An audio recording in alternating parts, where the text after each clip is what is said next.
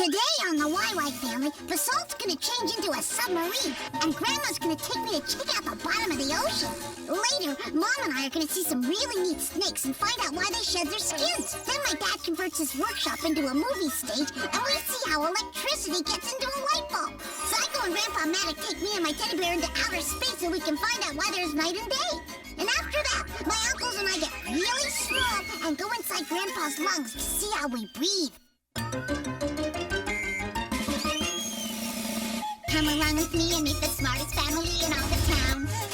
The YY family. Mom can make it plain to see that what goes up eventually comes down. The YY family. Come and meet the YY family. We got a lot of real know-how. Grandpa knows a lot about flying. Ask him and he'll show you now. Why do airplanes fly? When I land, I'll tell you why. Meanwhile, there's a dragon making some kind of a potion in a vat. The YY family. And Grandma's no stranger. She can teach you all the dangers found in that. The YY family. This is a mechanical marvel. Why? I know a copy kind of guy. Maybe we can show you the answer now. If you want to take a look inside. Everybody's in a lather. Rushing, wondering what's the matter. Every person here's a cry. He rushes to the baby side. What's the deal? What could it be? Just on the YY family. Have you ever wondered why the salty ocean's lightning thunder? What the earth is like down under? Why there's wind and snow and rain? Let Eartha and Basalt explain. I've caught something! I've caught something!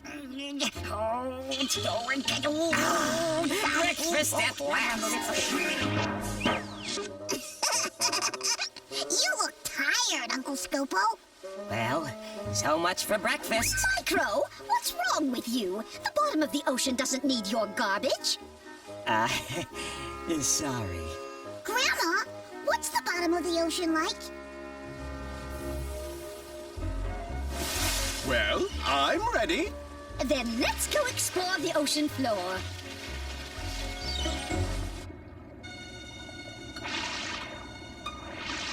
This is the continental shelf, the stretch of land which forms an extension of the continents under the ocean. It slopes down gently from the beach to a depth of about 600 feet.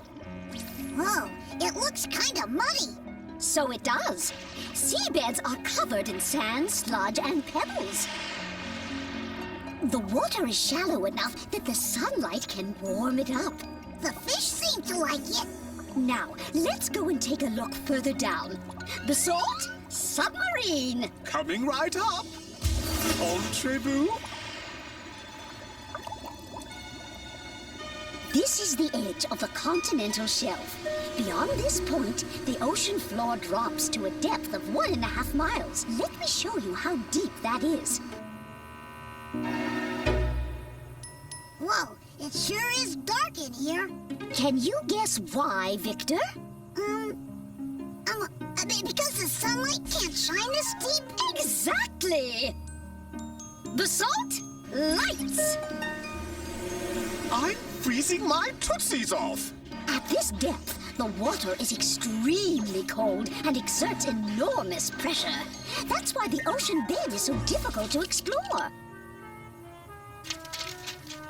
What's this? Well, dear, since it's so dark down here, a device called a sonic depth finder attached to a ship is thrown into the water. It sends out sound waves in different directions, and when these waves encounter something solid, they bounce back. The sonic depth finder picks up the waves as they return. Then a computer on board the ship translates the waves into pictures. Is that how we know what's down here? Yes. At the bottom of the sea, there's the Great Abyssal Plain, huge mountain chains, and even undersea volcanoes. No, I've had enough. It's dark and scary and cold and wet down here. Grandma, what's this hole? It's called an abyss. There are several of them at the bottom of the ocean. It looks deep. If we could put the world's highest mountain in the ocean's deepest abyss, there would still be almost 2 miles of water in between the top of the mountain and the surface of the water. All right, Basalt, let's get you warmed up. Well, Basalt, are you warm and dry yet? This isn't quite what I had in mind.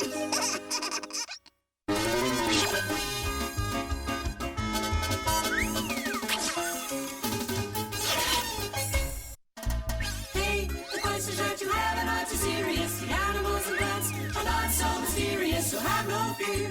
Everything will be made clear. Vanilla, Quick, and Quack are here.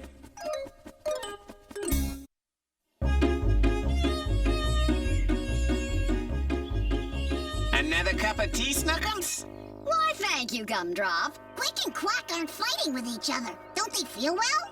I don't know, but let's hope it lasts. This is a delightful cup of tea. I had no idea you were such a snake. Calm down, you two. It's only a harmless little grass snake. And it was sloughing. Sloughing? What's sloughing? Sloughing means the snake sheds its skin. Ew! Why do they do that? A snake's skin is very rigid. Feel it. Oh, yuck. No, it's kinda neat. Just dry and hard. I guess it's not so bad with the snake out of it. So, why does the snake shed its skin? Since its skin is rigid, as the snake grows, its skin becomes too small for it. So it gets rid of it. I want to learn more about snakes. Let's land there by the water hole.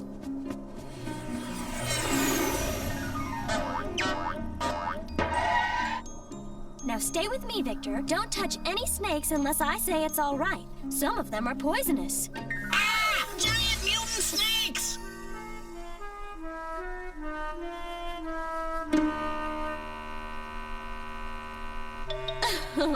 Oh, those are just babies. Come on, Victor, these won't hurt you. Hey, look! One of them has already lost its skin. Baby snakes slough immediately after they hatch, and as much as 8 times before they're 1 year old. Oh, its skin is real dry. The snake's skin protects it from the rough, rocky terrain of the desert. It also helps protect it from predators and keeps the water in its body from evaporating too quickly. Uh-oh! Quick, Quack, watch out! Ah! It's a rattlesnake. It's poisonous. Oh, and it's sloughing. How can you tell? A few days before it sloughs, a snake's eyes turn a milky blue, and its skin grows dull. It loses its appetite, becomes very irritable, and it drinks a lot of water. A snake never stops growing, so it changes its skin throughout its life. Never stops growing. Don't worry, Quick. Once they become adults, they grow very slowly. Look, Victor, it slips out of its skin all at once. And each time a rattlesnake sloughs, it also grows another ring on its tail. Do any other animals slough? Well, lizards shed their skin, but unlike snakes, they do it in bits and pieces, and it takes them several days. In fact, we lose the top layer of our skin in little tiny particles. And now let's head for home.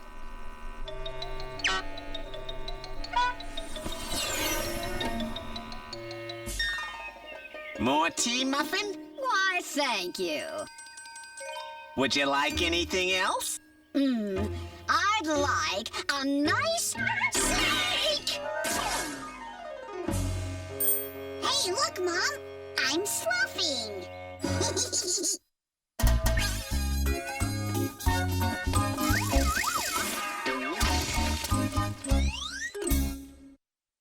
How does it do this? How does it do that? Max is the one with the electronic knack.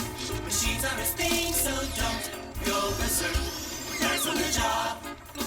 You'll find out how they work.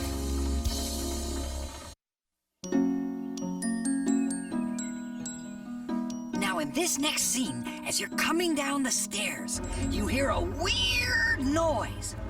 Then, all the lights go out. Like that? The light bulb burned out. Well, why did it do that? Well, to answer that, we first have to understand how a light bulb works. Come on.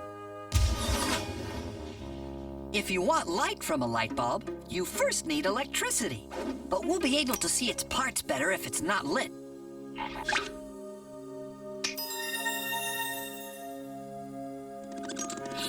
Hi, where are the electrons? Over here. Watch, Victor. The electric current moves into the bulb through a metal contact. Then it runs through a filament. It's a tiny coiled wire made from a metal called tungsten, which can resist high temperatures without melting. It's glowing! Well, it's not just glowing, it's white hot. The current heats the tungsten up to 4,500 degrees. That's Fahrenheit, Bob. That's about 10 times as hot as an oven. This kind of light is called incandescent, which means to glow. Why is it inside the glass? When something gets hot, even a metal, it combines with oxygen in the air, and that makes it burn. And the glass keeps that from happening? Right again. Inside the bulb, there's either a vacuum, which means there's no air at all, or a gas that won't combine with the metal. That keeps it from burning, but it still wears out. Come and see. It looks like it's falling apart. As the filament heats up, particles of tungsten fall away. It grows thinner and more fragile. Eventually, it snaps. And the light burns out. So, Dad, where are we now? This is the bulb in our living room lamp. It looks different. It's a halogen lamp. It's designed a little differently from an incandescent bulb, but it uses the same basic principles. When the electricity heats up the tungsten filament, the halogen gas catches the particles that fall off. And puts them back. Yep, so the bulb lasts longer. Now in the kitchen, we have fluorescent lights. I see the tungsten filament. This one has 2 filaments, one at each end. The tube is filled with mercury vapor. When the filaments glow, they give off electrons, which hit the atoms of mercury. The mercury reacts by giving off ultraviolet light, which our eyes can't see. The inside of the tube is coated with phosphor, which glows when the ultraviolet rays pass through it on their way out. And that light our eyes can see. Neon lights work the same way, but use a different gas. So this bulb changes light we can't see into light we can. That's it. When one kind of light is changed into another, that's called fluorescence. So this is a fluorescent light. Or it was. What happened now? Well, Dad, it's the end of the episode.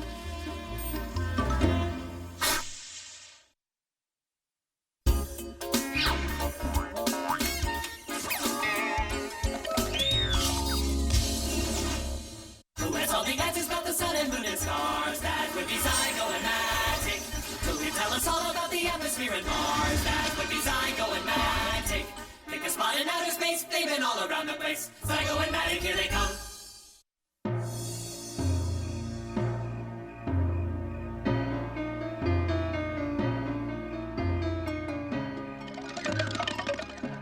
What's wrong, Victor? Well, Mom, I think I left my teddy bear Albert outside. And I don't know how I'm gonna find him in the dark. Can you switch the sun on? The sun doesn't switch on and off. It doesn't? Well, then how come there are days and nights? Let's find that teddy bear, Victor. Then I'll explain it all to both of you. Imagine this is our good old sun. And here's the Earth. The sun is shining on this half, so it's daytime.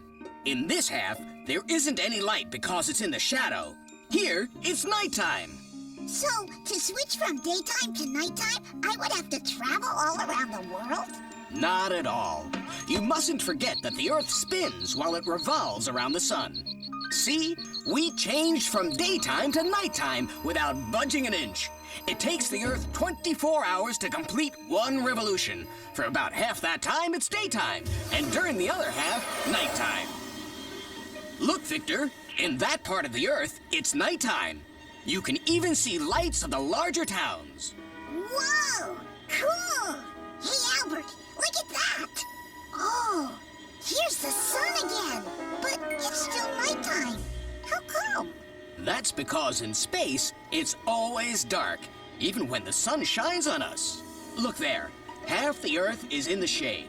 That's where it's nighttime. And in the lit half, it's daytime. Here, to the west of the lit half, it's evening.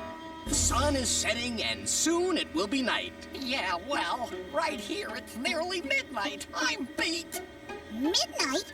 But for the people over there, it's morning, right? Ah, that's because Zygo's clock is set for our time zone, and it's midnight at home now. You see, it's not the same time all over the world. The Earth is divided into 24 different time zones. And each time you change time zones, the time changes. Each time zone corresponds to the position of the Earth in relation to the sun. That means wherever you are on Earth, noon is really the middle of the day. Zygo, can't you speed up the revolution of the Earth around the sun? Oops. Ah, look there, Victor. The sun is rising in Asia, but it's still nighttime in Europe. Oh, I get it, Grandpa Maddox. But could we go someplace where it's night now so I can get some sleep? Not a bad idea, my boy. Hey! It's light already! But where's the sun? Ah, it's dawn. The sun is already lighting the sky above us, even though we can't see it yet. Soon, when the Earth is rotated a little bit more, the sun will appear. Great! This is the first time I've ever gone to bed so late. Or is it early? No, it's late. No, wait a second, it's early. Late. Early. Late. I don't know.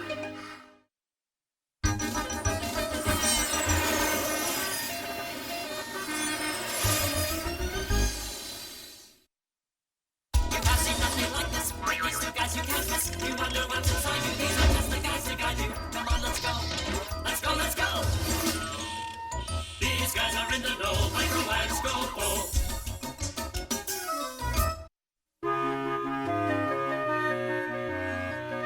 What are you doing, Uncle Micro? Yoga, Victor. It's a relaxation technique. The key to inner peace. Uncle Scopo sure looks peaceful. That's my new hat! Uncle Micro, what's happened to your inner peace? Nothing, Victor. I control my breathing and remain perfectly calm. Uncle Micro, how do we breathe? An excellent question. Let's go find out. Where are we? We're in Grandpa Maddox's lungs. We're going to see how his body takes in the oxygen it needs from the air. These are the bronchial tubes. When Grandpa breathes in, the air comes down his windpipe and flows in through the bronchial tubes to fill the lungs. And now, follow me! This is a great ride! I'm right behind you! That was fun. Where are we now? In the left lung. And these are the air sacs, tiny cups that fill with air each time you breathe in. Oh, they would make a comfy mattress. Scopo, for once you're right. Each of us has 600 million air sacs. If we could unroll them on the ground, they would cover an entire tennis court. Hey, I can see lots of little red bubbles moving around the air sacs. Those are red blood cells, Victor. They circulate in the blood vessels and carry oxygen throughout the entire body. A human body is made up of billions of cells. And they all need oxygen. Let us employ a metaphor. Imagine the red blood cells as trucks carrying oxygen. This one is on its way to pick up oxygen in the lungs' air cells.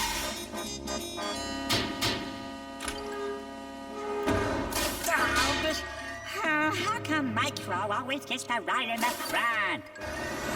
Hey, wait for me! Here we are. Where? The heart, Victor. The blood cells carry oxygen to the heart, which pumps the blood throughout the body. What are those blue trucks? They represent the blood cells carrying carbon dioxide, which all the cells of the body give off. They take the carbon dioxide back to the air cells in the lungs, and we breathe it out through our nose and mouth. Uncle Scopo, why are you breathing so hard? I've been running after you. You see, Victor, the harder our muscles work, the more oxygen they need. That's why we breathe faster when we run. Right. Now, let's go home. Oh, no. I've lost my hat! Oh, no, you haven't, Micro. It's right here. Ah! You did it again! Maybe you should try more yoga. Good idea. Breathe in, out. In a piece, in, out.